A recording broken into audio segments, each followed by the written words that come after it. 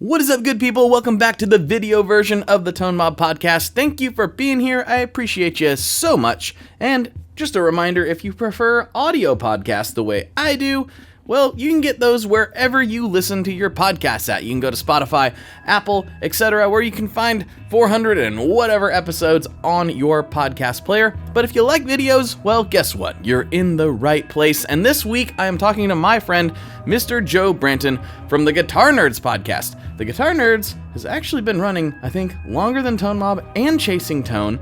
It's just a little bit, but they beat us. They beat us by this much. But Joe is a great guy, and I went on his podcast here a few weeks ago and decided, let's do a little pod swapping.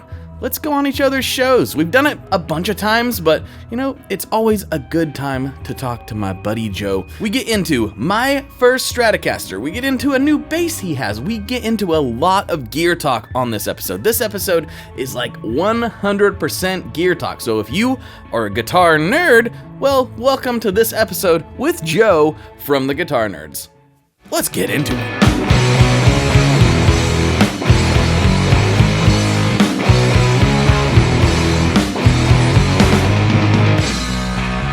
Hello everyone, welcome back to another episode of the Tone Mob Podcast, the show about guitar stuff, occasionally, sometimes. I'm your host, Blake Weiland, and with me today I have Joe Branton. Wait a minute, didn't we just do this?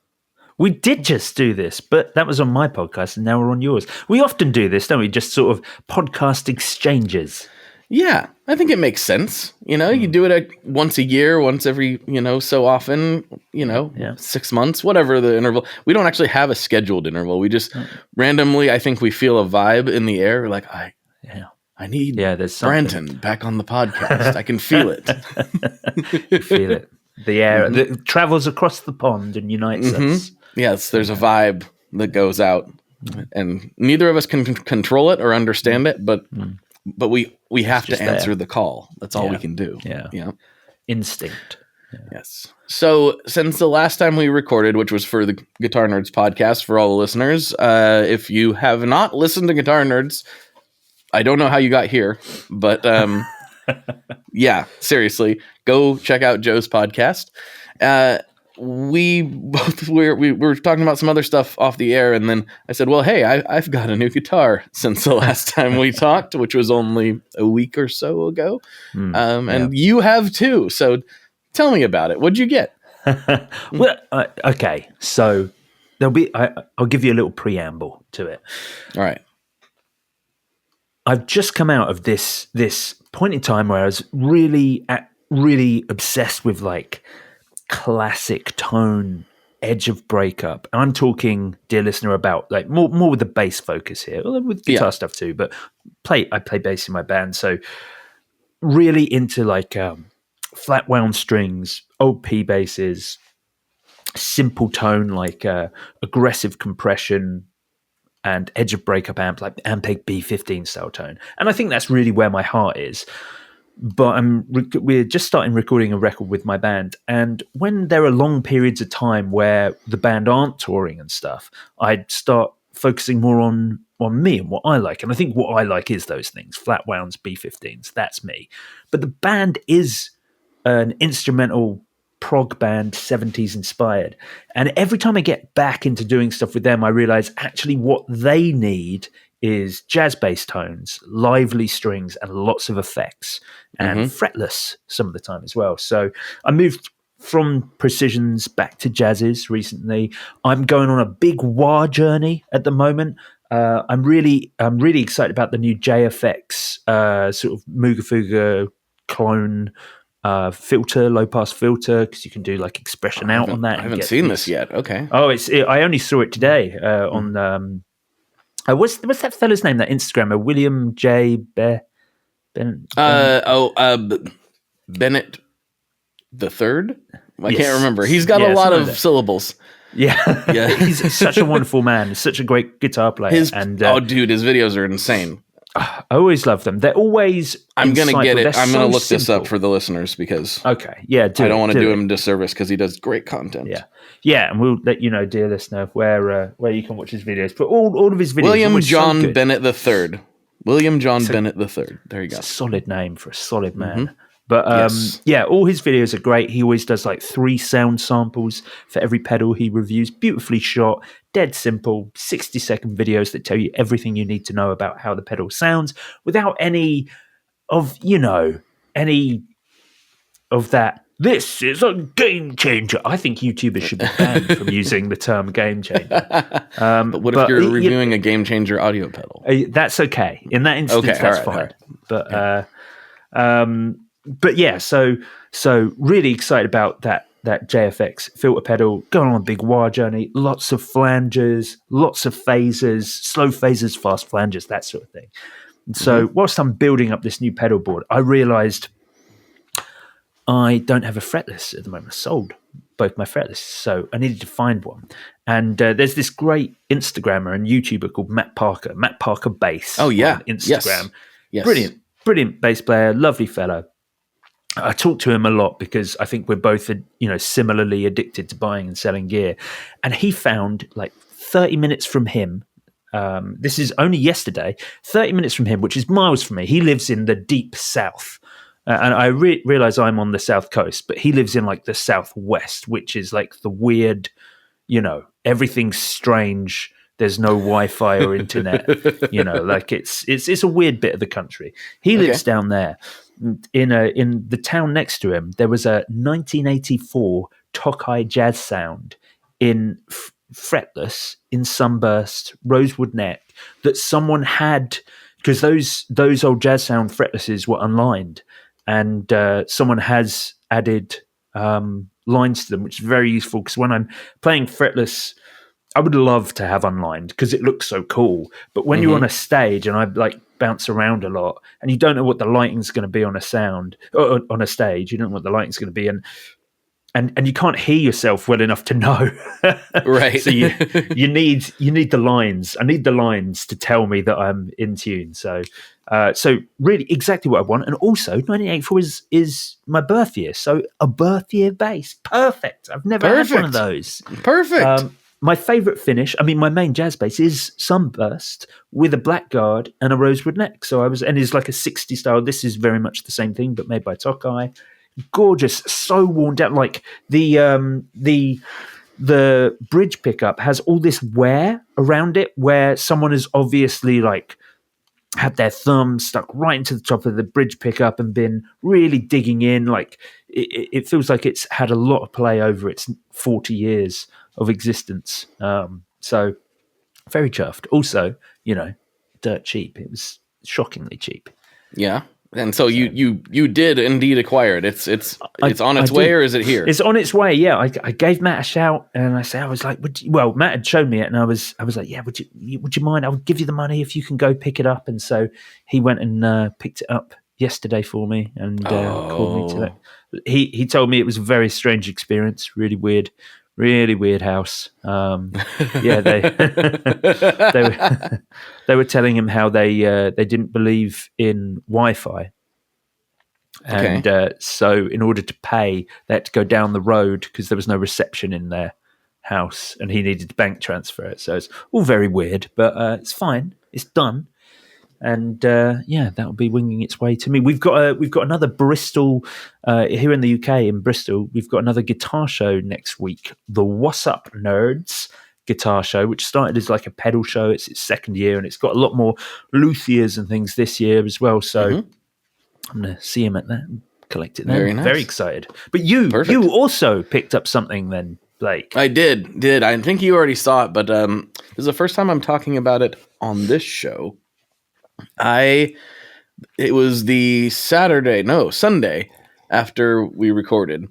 So I was just milling about the house doing dad-like things. And I saw one of my favorite local shops, Hank's Music Exchange, posted the exact guitar that I've been saying I would grab if I was going to ever grab a Stratocaster, which...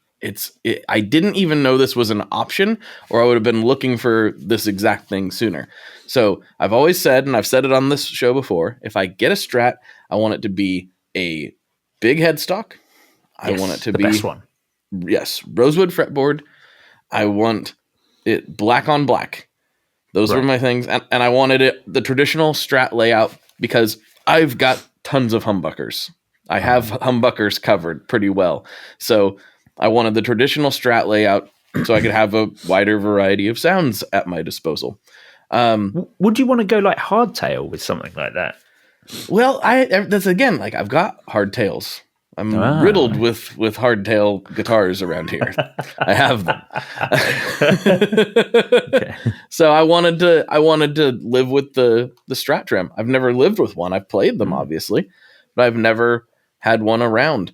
And lo and behold, Hanks posts this made in Japan Squire 1986 big headstock, rosewood fretboard, black on black, and the best part was $450. What? Yeah. Wait, I don't understand. If that was a P bass from that year from Japan, there was a Squire JV, that would be £1,000. So I don't know, like $1,300. Exactly. So you can imagine, I whipped my phone out and I texted Hank and was like, "Do you still have that Strat?" "Yes, I want it." "Okay, it's set aside for you. I'm on my way." Drove there immediately and picked it up. And it was even better than I expected. It played phenomenally. It looks great. It has some nice wear to it. Hank was like, "I'm glad you have that because I almost just kept it for myself." But I don't know why it was so cheap. I have no idea. Yeah. He must have got it at a really good price. He does do that for what it's worth. Hanks is really good about when he gets something at a good price, he passes it on to the next person at a good price. Very nice. Yeah, that's very good. When it was like, $450 US, I was like, poof, here you go. Like, not that that's normally just impulse money for me. That's not. Like, I normally have to think about that a little bit. That's less money than a modern Squire. Yeah. For MIJ, which I'm just like, it ticks all the boxes. And I look at it. I've never felt this way about a Strat. I look at it and I smile. Like, look at that. I've never, ever felt that way about a Strat. I spent all night yesterday evening just playing around with nothing but a hot cake into a Benson and the Strat and just going to town. That sounds very cool. Yeah. Very un-me, but I'm finding I like this version. This is good. I'm really glad I got this guitar. Really, really happy. What are the pickups like? Are you struggling with how brittle Strats can be? No. Or is that exciting? No. Is it like is it an exciting new tone? It's an exciting new tone for me. And also, like, I've always known this, and I don't know, maybe this particular one's a little more extreme in this example. The middle positions are really not. They're almost un-Strat-like in some ways. They're very beefy. The bridge is traditional Strat. Like, you got to be careful with the tone control on that one. Mm-hmm.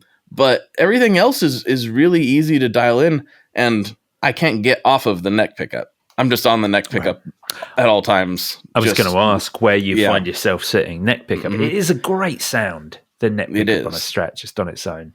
Mm-hmm. I will say the one thing I'm struggling a little bit with is I'm not used to the narrower neck. Right. So that is, and struggle is a harsh word. I'm very used to Les Pauls. So it is a very different thing. But that's kind of cool in its own right because it's making me play differently, which is that's what new guitars are all about. So you play different things on them. That's the idea, I think. Yeah, absolutely. Yeah. That's very cool. I never thought I'd be so excited about a Strat, ever. I've actively, as you are painfully aware, talked trash on Stratocasters all the time. Is that your only Fender as well? No. That's the other funny part of this story. I brought it home. I told my wife I'm going to get this guitar. She's like, "Of course you are." And so I bring it in. I'm like, "Look, I've never had one like this before." And she's like, Don't you already have one just like that?" I was like, "No, I've never owned a Strat before." She's like, "No, you have a guitar like that." And what she was referring to, I guess we are doing video, is this guitar. 1 second. For people who are listening, Blake has left the area to find a guitar. If you are One only moment. listening, it's worth noting that Blake is completely naked. You weren't supposed to tell him that. She was referring to this guitar. Which for those on audio only would be my 1974 Telecaster custom, black on black with a rosewood fretboard And a wide range humbucker in the neck. Yeah. And when you put them next to each other, it's like, yeah, aesthetically, I feel like maybe I have a type. Very cool. Well, you've got the two definitely most you Fenders. As someone who I don't consider a very Fendery player, you have that sort of, I don't know, I'm probably misusing the word macho, but it's like a beefy, more grr instrument. I like Fender thicker sounds normally. typically. Yeah, I do. I always gravitate towards down tuning, lower register kind of focused sounds. I just always have for some reason. But no, that Telecaster is absolutely one of my favorite guitars that I've ever played, let alone own. I love that Telecaster. I wasn't planning on buying it when I bought it.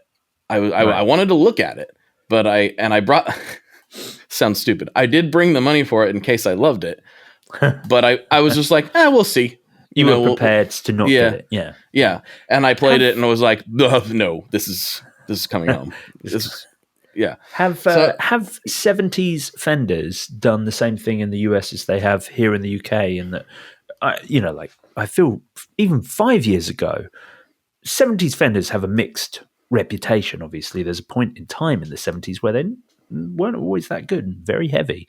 Mm-hmm. And they were priced appropriately on the secondhand market to represent that. But now I feel like they're almost the same money as 60s. I don't think they've quite graduated to that level yet here. But for what it's worth, I was planning, if I ever got a Strat, I was planning on like, I'm going to have to hit all those marks. I'm going to have to buy a 70s one. And that's going to be at least a couple grand, probably more. So I wasn't exactly rushing out to go look for one with that in mind. So I was really, really glad to find that this was an option. Brilliant. They're definitely something to look out for, those Japanese, the JV Squires, dear listener, as well. Like, because you do occasionally get a great deal on one, but sometimes they are, when people know what they've got, they tend to price them appropriately, and they tend to be upwards of $1,000. Mm-hmm. The Strats here, I did a look, of course, before I pulled the trigger on this one, and they're usually it varied a little bit. I couldn't find anyone that was as cheap as that one, but $600 to $800 was pretty common. I definitely saw some over $1,000 on Reverb, so I think it varies a little bit. But over here, they're definitely $1,000 as a standard. Yeah. Okay, yeah, you could get them under $1,000 at least on a quick glance, but not. They're all knocking on that door. I think $600 was the next cheapest one I saw, and that one was rough. It'd been through the ringer a little. Had a hard life. Yeah. But 70s Fenders, I feel like what's happened with them is that there are some cool things that happened during that era that only happened during that era. The thin lines, mostly around the wide range humbuckers. To be honest, the thin line tellies, Starcasters, telly customs, things like that, which are pretty unique. And I also think that a lot of players of note were playing 70s Fenders, and they kind of have graduated to a little more classic status. I know like Chris Shiflett has played a 70s Fender for a long time till he got his signature Fender. And then, there's probably a few examples I'm not thinking of. Similarly, Norland era Gibsons are kind of experiencing the same thing. and I think the main culprit there would be Adam Jones. Right. So it's, and the 70s in general, I think people have, even people who were not there to experience them, are starting to, it's starting to be viewed as kind of a classic era like the 60s, which it wasn't for a while. Right. You see a lot of people now, at least in my Instagram feed, and maybe this is exclusive to me, where like 70s aesthetic in general, outside of guitars, is becoming a thing that is very popular. So I have to imagine that is all related somehow. Yeah, I guess that it was kind of that more rustic look, wasn't it? Everything moved away from the classic colors and also powdery colors, Fiestas, Daphnes, things like that were very 50s, 60s ish. And then we started getting coppers, black, vintage white. That's a very 70s color, like that. Yes. Sort of when I think of the 70s, I think of like a cigarette smoke damaged guitars. That's kind of their whole thing. Big headstocks. And I think that, and maybe this is, I'd be curious actually to see if this is true. A lot of the places, brass. That was the other thing. Oh yes, a lot of yes. Is there hardware on it? Better be brass. Swap it all out for the heaviest thing we possibly can. That was weird. That was a weird time. I don't know if that was like an aesthetic choice or if it was a tone choice or both. But yeah, everything had to be brass there for a while, didn't it? Mm-hmm. Yeah. But what I was going to say is maybe part of this is driven too by a lot of the practice spaces I grew up in. There were some buddies' garages and stuff, but you get into an old church or you get into some like other random places once in a while that were still decorated like the 70s. And perhaps you could still smoke in them at the time. And so it kind of felt like the 70s, even in the 90s, I'm wondering, because I'm just thinking back to some of the practice spaces I played in growing up, and they didn't change since 1974. The wood paneling, the whole thing. So maybe there's a bit of like inbuilt nostalgia, even though I wasn't there for the original 70s run. I got to experience the leftovers of it to a degree. Yeah, sure. And we're actually seeing those reissues. You talk about it happening sort of outside of guitars, but it's not just becoming popular for people to buy those models on the pre-owned market. We're seeing companies like Squier re-release Antigua, a whole line of Antigua, and they do like their 70s classic vibes now. That became a thing. I remember when that came a thing, and we were all like, wait, 70s classic vibe? That's so who wants that? Yeah. Everyone wants the Fiesta Reds and the the 60s colors. And they were like, yeah, here's a copper precision bass and it was like, here's Strats with maple necks and black block inlays and big headstocks and stuff. It was such a weird thing for them to. It felt weird at the time, but now you realize actually that stuff's just become cool again, hasn't it? Mm-hmm.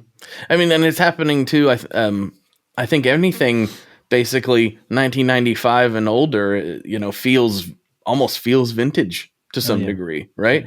Yeah. I think look at the acceptance, the reacceptance, and I'm with this too, of like the pointier guitars and the 80s super strats and the shredders kind of coming back into vogue to a degree because it feels old, right? It feels kind of vintagey. If it's from a bygone era, even though it was modern at the time, it feels like an old thing because we haven't seen it in popular culture in a while until very recently.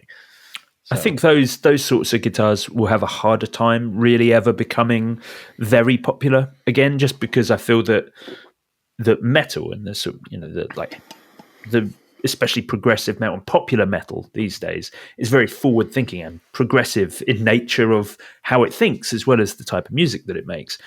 And so we're having this headless renaissance, but it's not a renaissance. They're not looking back at old headless guitars. They're looking forward to how you can do it now with, the popularization of fan frets, microtonal frets, and less that's not really a thing. But, fan frets certainly becoming a thing, headless becoming very popular. And the body shapes that we're seeing are changing. They're not inspired by other things. We're seeing almost these breadwinner type shapes in case of like the Tosin Abasi style instruments that are moving that way, and it's all about ergonomics. Strandberg becoming popular, like they're everywhere. I know loads of people. Dan Pilver of Lewitt Microphones has a Strandberg. That guy has amazing taste in guitars and amplifiers, and then randomly has a Strandberg. I mean, they are not for me, but it's testament to, I guess, that type of guitar and how well they are built and how good they must sound. But those sorts of things, that's like we haven't seen rack gear come back on that side of things. What we've seen is the modern equivalent of that, which is people turning up at shows with their MacBook and running plugins and newer DSP, Quad Cortex, entire bands running off of a single Quad Cortex. The new Nano Cortex, like the things like the Nano Cortex is a good example of this.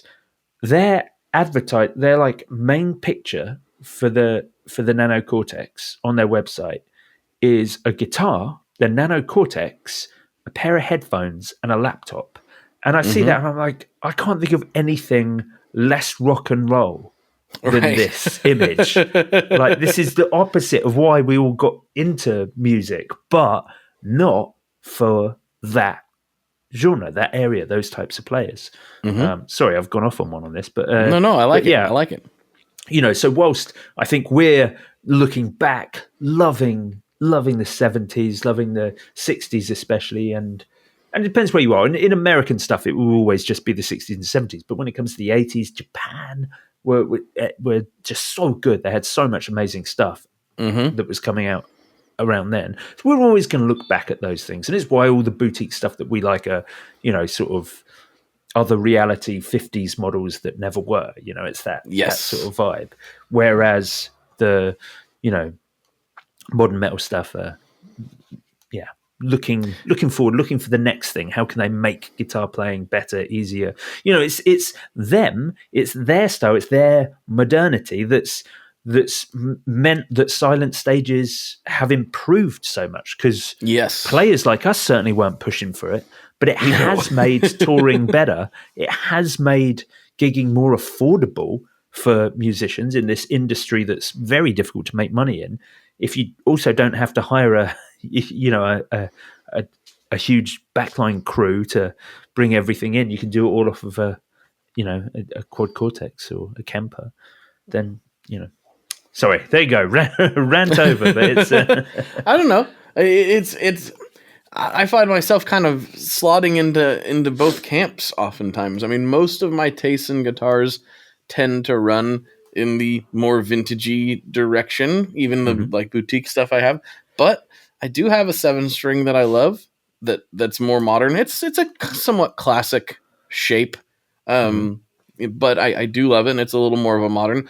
But I have a very modern. I have an 8-string fan fret ESP. It's a little bit stratty in its look, so it's not like totally divergent the way a Strandberg or something might be, but it's definitely a modern guitar. It's got fluences in it now. It does that whole jigenty thing, and it's a lot of fun. So but I don't know. Now that I've got that, I'm like, okay, I think I'm good. But then again, actually, I say that I tend to be that way with guitars in general for the most part. Once I have like, okay, I've got a Strat now. There are other Strats that I think is cool.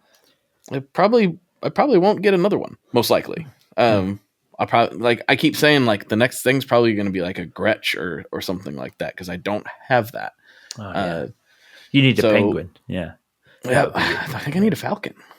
Oh, yeah. Okay. Or I've always had a thing for the country clubs, a Cadillac green country club, this super ostentatious green and gold, just giant thing. Yeah. I think I need one. But I do. I mean, I like all of the guitars, Joe.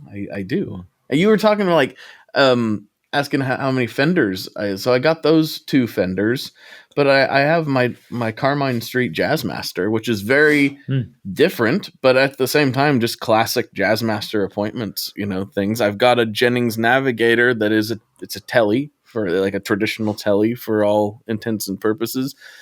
I've got a P-Bass, So I got a Mexi P bass. Who doesn't have a Mexi P bass? Everyone has to have one of those. So yeah, I've got some Fenders around these parts and Fender inspired instruments for sure. Yeah. Fair enough. Yeah. I always think of the my US counterparts in people like you and Philip as being way more Gibson-y. I often wonder if the US is just way more Gibson-y, because you'd be hard pushed to find. I think over here it is probably like 80-20 Fender. Really? Of course, I feel like it is. What would I know, dear listener? But I think that isn't the people that I know. Fender are just so massively popular over here. And I don't know. Maybe that's British heritage. Maybe that's because, whilst of course for decades we have obviously had access to all the American instruments, but when it all started and you guys had Gibson and Fender, over here we had Burns and Shergold, and both of those were Fender alikes, you know. And then we were taking the German influence. Hofners were coming in, and of course Rickenbacker, probably made almost more inroads earlier on than Gibson or Fender ever did. And I always think of Rickenbacker way more as a sort of German-styled instrument than an American-styled instrument. A lot of people think they're German. Yeah, it feels more continental than anything else that sort of comes in. So I don't know. I don't know if that's it. Like if there were just more people playing the sort of Fender style instruments over here, and that's bled into modern culture. But I'm stretching there a little bit. But I definitely think for whatever reason, Fender are absolutely dominant over here. I wonder if that has something to do with genre and like the type of people and music that you tend to surround yourself with. Sure, yes, is more in that, because like I think you're saying all this and maybe some of it's true. It's hard to know for sure. We're just over here speculating, but the person who made Les Pauls like basically resurrected Gibson was Jimmy Page, not exactly an American. Yeah.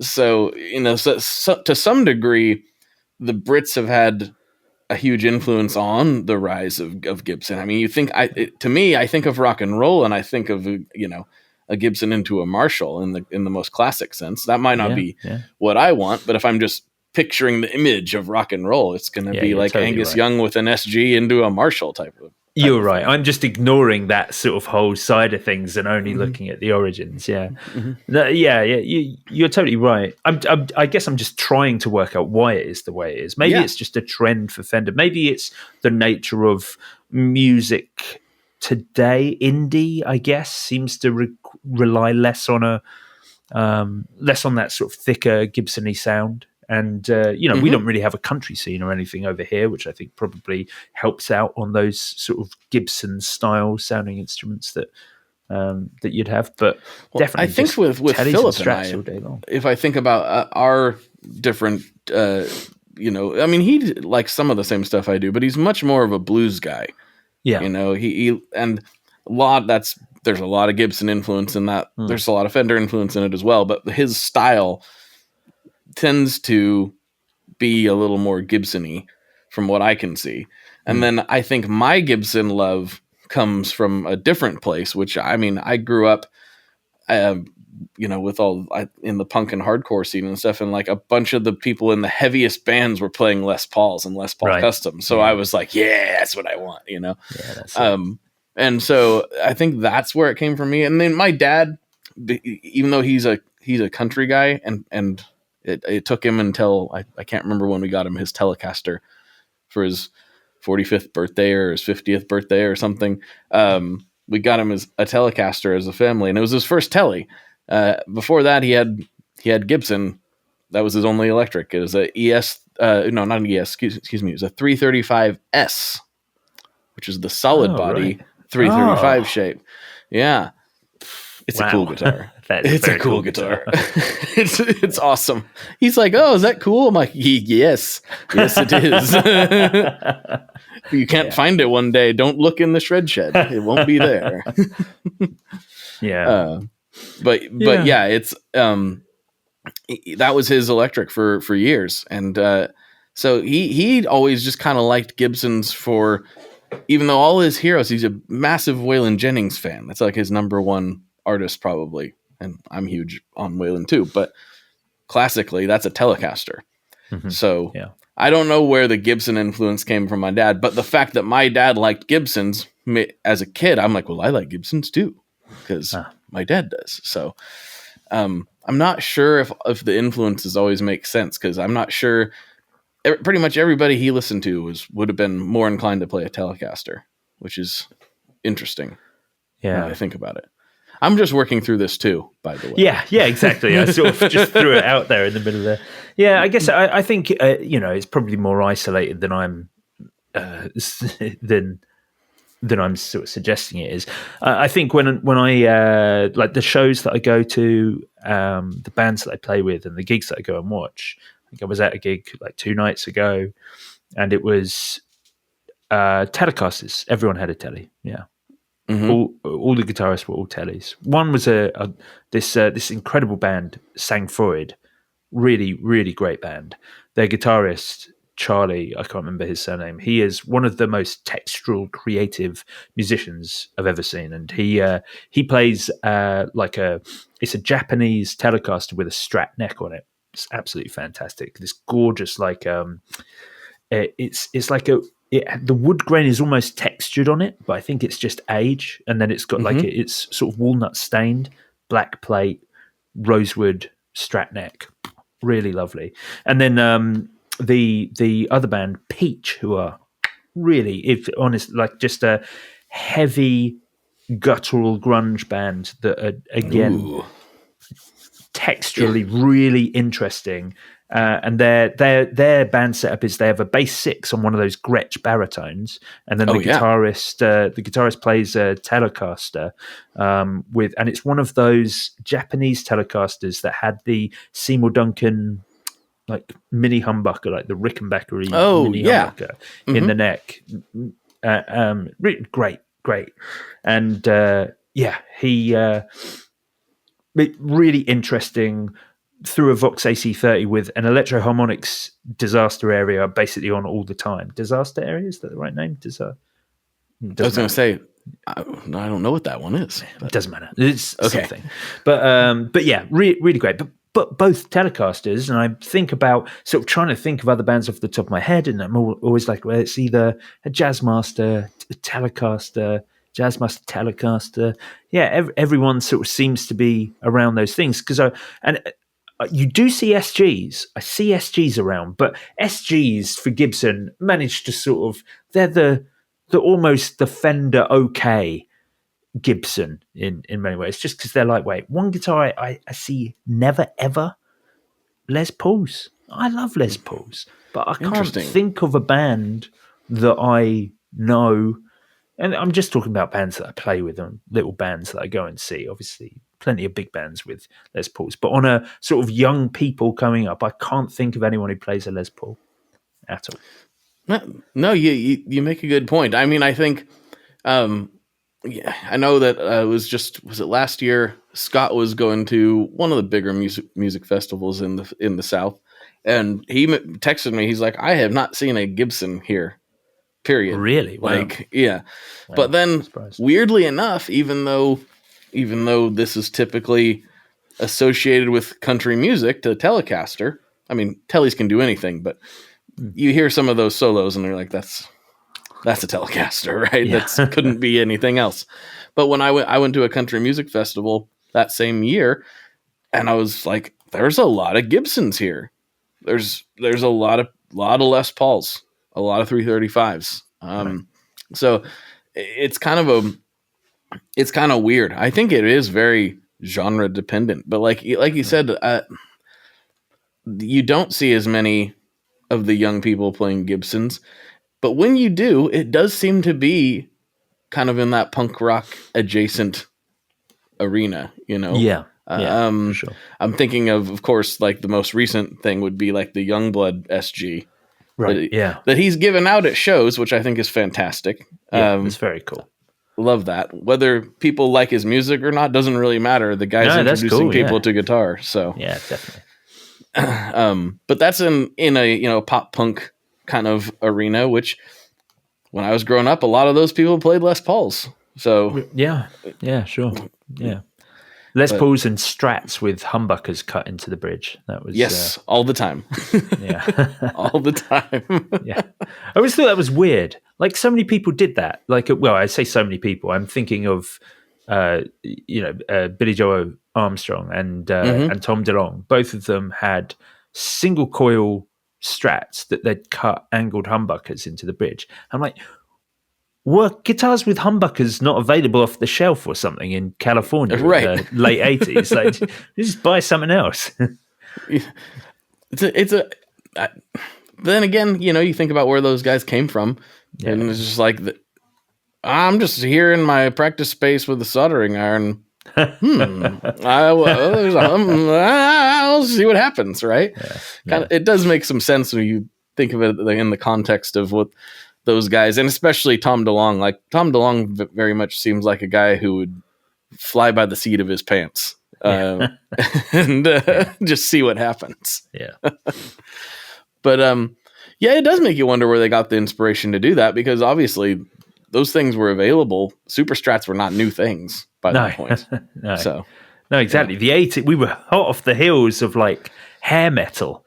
And you think most of those guys, I think both Billy Joe and Tom DeLonge, I think they were DiMarzio super distortions in the bridge, which is basically the most hair metal pickup you can get. Was Tom DeLonge the Duncan Invader? It was the Invader later. That was his signature one, but his like the old white Strat that he played in like the early 90s. But he moved to Les Pauls actually afterwards as well. That's true. Yeah. And Billy Joe eventually got known for the Juniors. Yeah, exactly. Yeah. It's interesting to see Mike Dirnt move over as well, considering Mike Dirnt actually had and still has on the Fender website a Fender Mike Dirnt signature precision bass. Who did he move to? I think I missed this. Oh, he's moving to Gibson. Yeah, so there's already a rig rundown now, even though it's not released. There's a rig, the instrument's not released, but there's a rig rundown available. He's got an Epiphone, I think it's a Grabber 3, a G3. So do you remember when Gibson did that? It was almost like a budget G3 in like 2012, something like that, 2013. It was great because it was really affordable. Over here it was like $799 with a padded soft case. It's great for a Gibson, for a US made Gibson, but it was like a 3 pickup Grabber, and I was always 3 pickup. Would it be a Ripper or a Grabber? I can't remember. I get them mixed up. Yeah. But I was always like, why didn't you do the one everyone wants, which is the movable pickup Grabber? That's the thing that people want, and they did the other one, which was weird. And also, it was a weird choice for Mike Dirnt, because if Mike Dirnt is way more known for P basses anyway, but when he did play Gibsons, he played a Grabber. I mean, the only thing I'm taking that from is the one of the early videos. I can't remember. Yeah, I know what you're talking about. I can't remember which one it is, but the Grabber for me is if just like every influence I have, apparently, I've always wanted a Grabber because of Ed from Thrice. He played one forever and still does. Yeah. And I tell you, the fanboy moment for me was getting to see them. I did an interview with Tepe and ended up talking to Ed for quite a while and getting to hold and play a little bit on his Grabber that I'd been listening to for years and years. And they're like my biggest musical heroes. I think tonally, he's so creative as a bass player as well. Really interesting, really brilliant. Like he, for me, made me realize that Line 6 were making great stuff, because I know Line 6 always have, but they came from an awkward place of having done the Spiders and the Pods, which were absolutely not my thing. And then, seeing like the Ed's bass rig, and there was one of the Line 6 M13s on there, was making like the bulk of it up at the time, and I was like, oh, that's awesome. You don't say. Yeah, and he sounds great. I didn't know you could use these things and sound great. I know that's just me not knowing, but I always thought he just was very good, really. Whether or not the last couple albums they've had are anybody's like favorites or not, I think they're great, but the standout thing that everybody says, if you listen to the last 2 Thrice records, is Ed's bass tone. His bass tone sounds so sick on every song on these last 2 records. Just is he still on Helix? Do you know? No, I don't believe so. Last time, and definitely not in the studio, right? For sure. Yeah. But I can't remember last time I talked to him what the rig was. It's been a while. But yes, hopefully that's going to be fixed here in about a month when I go up to Seattle to see them and Manchester Orchestra. Woo! It's going to be a good night. That does sound good. Yes. I bought tickets for that, and then they announced a Portland show. And I was like, well, I could have just stayed here, but oh well. Oh, dear. Yeah. Oh, well. So that is the benefit for me of living like an hour and a half away from London. Every single band ever that comes through here will play very close to me. Mm-hmm. Yes, guaranteed. Me, it's a bit of a crapshoot. Portland, usually they play if they're touring the West Coast. They'll typically stop in Portland, but sometimes they don't. Rancid's playing here for the first time in my adult life. They played here once, like when I was like 12 or 14 or something, and my parents wouldn't let me go. And I was like, well, they'll come back. I'll see Rancid one day. And they never came back till this tour with Green Day that they're doing right now. So I'm hoping I can get to that show because I've never seen Rancid. Oh, there you go. Definitely a band to see. Everyone should see Matt Freeman shredding. I was going to say, speaking of bassists, right? Yeah. Another guy with a Fender signature model. There was that time period, wasn't there? In like, I feel like it's the same time period as the G2 was coming out. It's like 2012, 2013, where whoever was in charge of like artist models for Fender was obviously just a big punk rock fan. And they were like, because we had Matt Freeman, Mike Dunn, Mark Hoppus, Tom DeLonge, and then like they started doing really odd, US. I'm sure they were probably big in the US, but a bunch of signature models came out from bands that we'd just never heard of. There was a white P bass with a mirror scratch plate. I can't remember the name of the band. Maybe something like Shine Down or something. I have no idea. Like Shine Down, definitely a big band over here for sure. I'm not sure if that's the guitar you're talking about, but the Google machine is happening. Yeah. Here we go. Mirror. Let's see if I can find it. Chris Aiken, whoever he is. That name sounds really familiar. It doesn't say what band he's in, so I'm going to have to look it up. Okay. Chris Aiken. Chris Aiken. Okay. This is taking longer than I thought. There's a famous lawyer called Chris Aiken. Strung Out was the band. Strung Out, yeah. Strung Out's a great band. Absolutely. There you go. There you go. Well, they certainly had zero impact over here, and he all of a sudden had one out, and I guess Pete Wentz around the same time. It's just everything. It was all of that scene seemed to have Squire signature models all of a sudden. I mean, also the scene at the time was very mainstream, or more mainstream than it probably ever had been up to that point. So that also, it might have just been. Maybe they were fans of punk.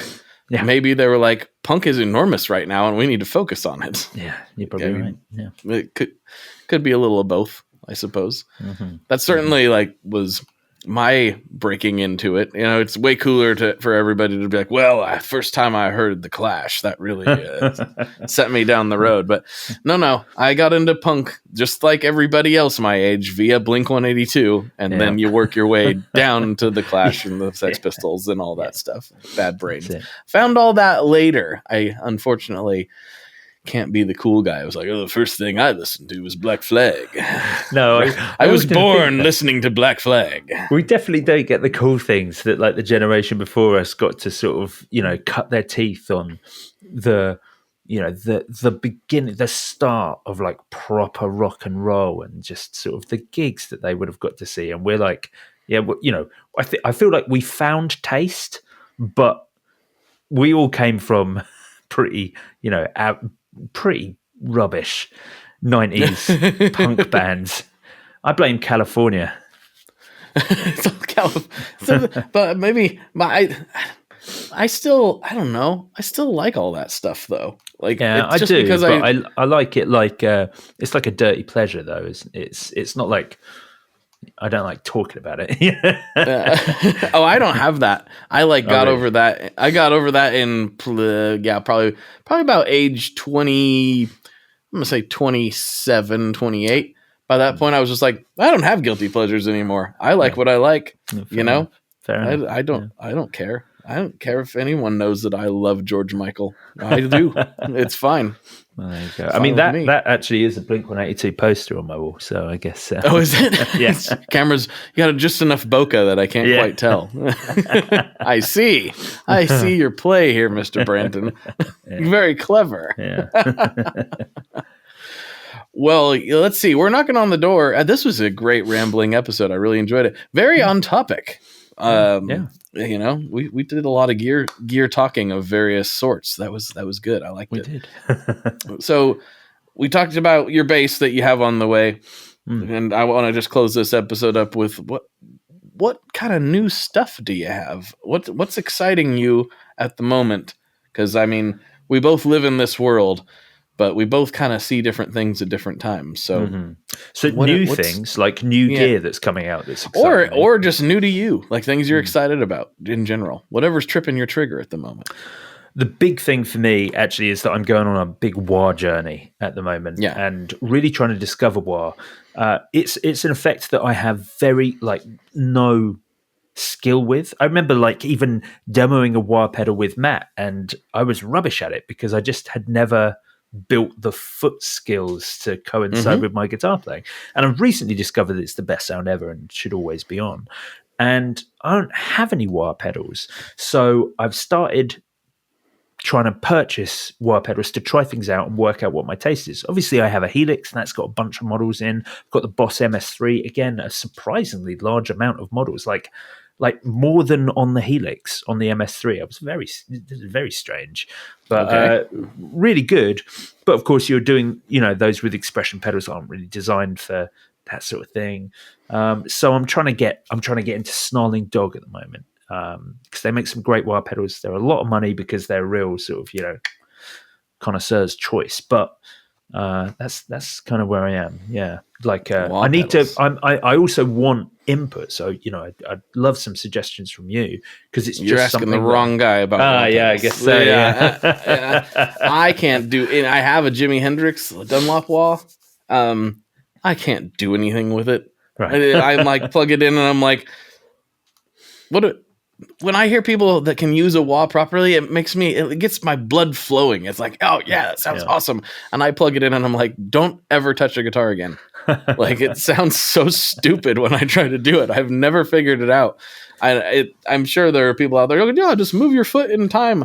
I get the concept, but it just doesn't flow at all for me. That's actually the thing that the way that I want to use wah.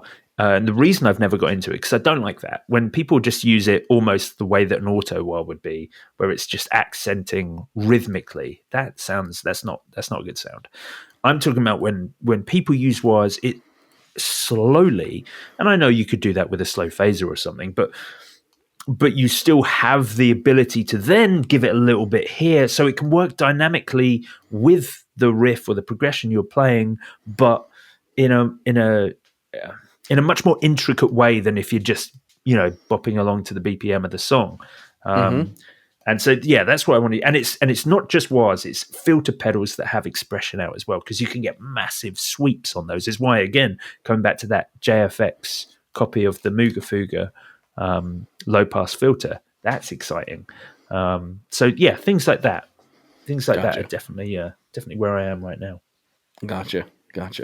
Yeah, I can't. I haven't gotten excited by wah. I'm understanding more what you're talking about, though. Like in this more thinking of it less as of a wah and more of what it is, which is a sweepable filter. That's what it is. We think of wah as being a specific effect, but you're really just kind of messing with the whole signal in a more textural way. Than trying to make your guitar talk type of way. Yeah, exactly that. Actually, do you know what? I use this moment to moan about something that has greatly annoyed me when I've been starting to do this. Really happy with my pedal board, yeah? Really happy with the size of my pedal board. It's great. Everything fits on there. It's so neat. It worked out so perfectly. But now I want wah. Well, I don't want to sacrifice anything, so I need a bigger pedal board. There is no in between. Like the difference, most companies do like small, medium, large, more or less. The difference between small and medium is substantial. Like that, a small pedal board is 8 pedals. That's sort of what you're looking at, which is kind of what I have. But a medium pedal board is like 14 pedals. It's the difference is, and I can't find anything in between. I've got so much stuff here. It's annoying because I've got all these like flight cases of unused pedal boards. I'm like, well, I'd have to add a bunch more stuff. And I'm like, that's okay. You could add more stuff, Joe. It'll be fun. And then I'm like, no, I need to buy a whole new power supply for that. So just to get a wire on my board, I need to invest another couple of £100 in like an all singing, all dancing power supply. So I'm annoyed that there's no in between sizes on pedal boards. There needs to be. It's not 1. It's not 3. It's not small, medium, large. There are in betweens there. There should be 5 sizes. So you get an in between on small. I'm going to make a suggestion, right? And you're going to be mad about it, but I'm going to make a suggestion. What if? I know this is not the most convenient thing. If you tell me to put it on the floor next to my pedal board, I will disconnect this call. Okay, I won't tell. Is that what you were going to do? They got the rubber feet on the bottom. They're made to do that. I'm not in a school practice band. I don't turn up on stage and plug in all my pedals one by one. It needs to be a smooth, professional lid off of the pedal board, ready to go.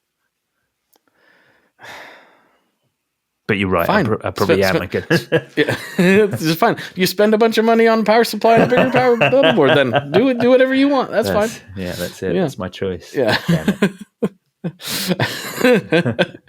I didn't say it though, so don't disconnect the call. Oh yeah, good times, Joe. Well, thanks for hanging out. I'm trying to think there was anything super new that yes. It's funny that you mentioned you were talking about flat wound strings and B15s and vintage vibe stuff. You know what I was browsing last night and really thinking about making bad financial decisions. I was looking at B15s. Yeah, they're so good. There's so much money now, though. There's so much. And I've known about them for years. That's why I'm kicking myself, because I'm like, I've known that this is like a classic recorded bass tone that everybody should have. And I've known about it for 15 years or longer, probably. Yeah. And I've always been like, yeah, I'll get one day. Yeah, I'll get one day. And now they're a lot of money, and I think they're not going to go down. No. I think they're only going to get more expensive. Yeah. I mean, I've bought a B15 before. I got a relatively good price. And the problem I had with it was I couldn't record with it because it rattled. And because of the flip top thing? I couldn't find it. I couldn't find the rattle. And it wasn't just me looking for it. I had the engineer I was working with. We were both trying to find what was causing it. And I think at the end, it just came down to the fact that it was, 60 years old and falling apart. and so I do think they are amazing if you can get one in pristine condition, because they're so difficult to, maintain past that point. Mm-hmm. They're so old now. I mean, yeah, tiny little brand plug, but I did push Ashdown to do the CTM 15, which is a 15-watt valve bass head that has like a load box built into it, so you can run it straight into a desk or anything. Mm-hmm. And it's just like a 3-band EQ with a gain and volume. And because of the nature of it, it doesn't sound exactly like a B15, but it reacts very similarly, and you can definitely get that sound out of it. This, passive EQ, so you can do these great things that you have to really push the mids to get that sort of flat sound, and it's a great tool because none of us can get B15s. I wish more companies would do this sort of thing, but oddly, I guess as most bass companies are looking to the future, not the past, everything's getting small, Class D, portable. People care more about the weight than how it sounds. Whereas, those are like little 15-watt valve bass head.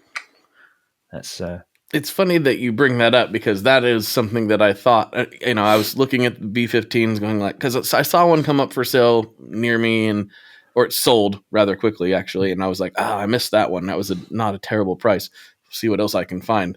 And in my head, I was like, Joe talked about the CTM 15 last time, and I know it's not the same thing, but I wonder if that would scratch the itch. So it's funny that you bring that up. That was one of the things that like soothed me when I closed my purchasing apps. Like, don't do this now. Maybe the CTM 15 is something to talk about. Yeah, so, I never want to come across like a full company shill. It's not exactly a B15. It does sound really good. I ran one. When I got it, I was like, I'll just keep it on my desk. I'll run all my bass stuff through it. It gets incredibly hot. Okay. Just so I'm not a full company shill here. I took it off my desk. I was like, well, I can't, because it depends how much you record this. But of course, I'm sat here all day recording demos for stuff. I absolutely would not trust it to do that. It's not an on all the time solution. So okay, I changed back to a B15 plugin after that. But it's great. Certainly, when I do the Polymath record, when it comes to track and bass, I'll do all of like the chill out bits will be through something like that because I can get that B15 vibe. I know what you mean. I have a Rev G20 here that also will plug in to the and I was kind of the same thought. I'll keep it right here, and I'll be able to. I have a few different solutions for getting direct in now, which is really fun. Yeah. But I was like, that'd be my go-to high gain, thing. I can just plug it right in, and I'll keep it right there. Yes, it is also a full valve amp, so it gets very warm, and I'm like, I will put it over there and run an XLR cable over here because it gets pretty warm. Yeah. But all that to say is, the CTM seems like it'd be a really awesome bass solution. So, something else for me to think about. But Joe, we've reached the hour mark. We have to go get weird on Patreon now. Damn straight. Yeah. Yeah, I love it. Well, thanks for hanging out. I appreciate it. It is always lovely to hang out with you, Blake. We had good conversations, and everybody make sure you check out Guitar Nerds wherever you listen to this podcast. It is available there as well. And, anything else to plug? No, that's good. That's a good amount of plug-in. All right. Plug in some plugins, actually. Look at that. All right, everybody. For Joe, this is Blake. And as always, folks, good luck and good tones. There you have it, folks. There's another episode in the can. If you would like to, and you should, go check out my episode with Joe here a few weeks ago. You'll see there's a difference in these two shows, even though it's still two dudes talking about guitars on microphones via the internet. The formats are definitely different. Well, they're different because I don't have one and he does. So go over and check out the Guitar Nerds wherever you get your guitar podcasts as well.